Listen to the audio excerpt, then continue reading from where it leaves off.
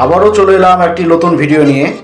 যেটি দেখছেন একটা তোপের ভিডিও। সেই নবাবের আমলের তোপেখানা হলো নবাবের আর্টিলারি পার্কে অবস্থিত স্থান। এখানে একটি মহান বন্দুক রয়েছে যার নাম জাহান কোষা। বন্দুকটি সোনা, রূপো, তামা, সীসা, দস্তা, পারদ, লোহা এবং টিন নামক 8টি ধাতুর সংমিশ্রণে তৈরি।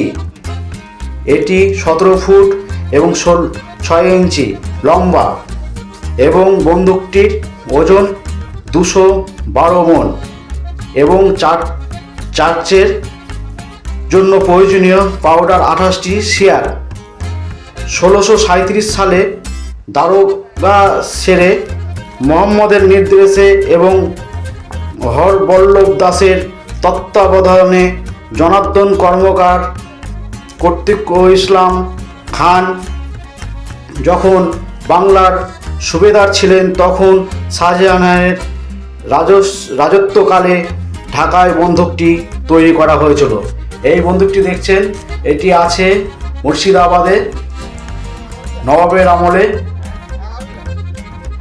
ভারতবর্ষে। এটি একটি সর্বশ্রেষ্ঠ তোপ, যেটি দেখতে লাখো লাখো পর্যটন এখানে ভিড়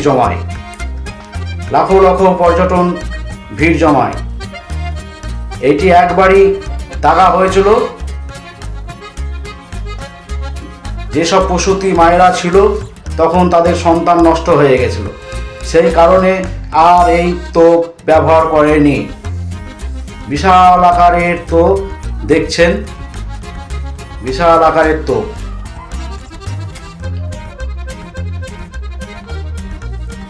বালাগোড়া দেখুন, এখানে মোটা মোটা শিকল, একটা শিকল প্রায় 50 কেজি করে ওয়েট।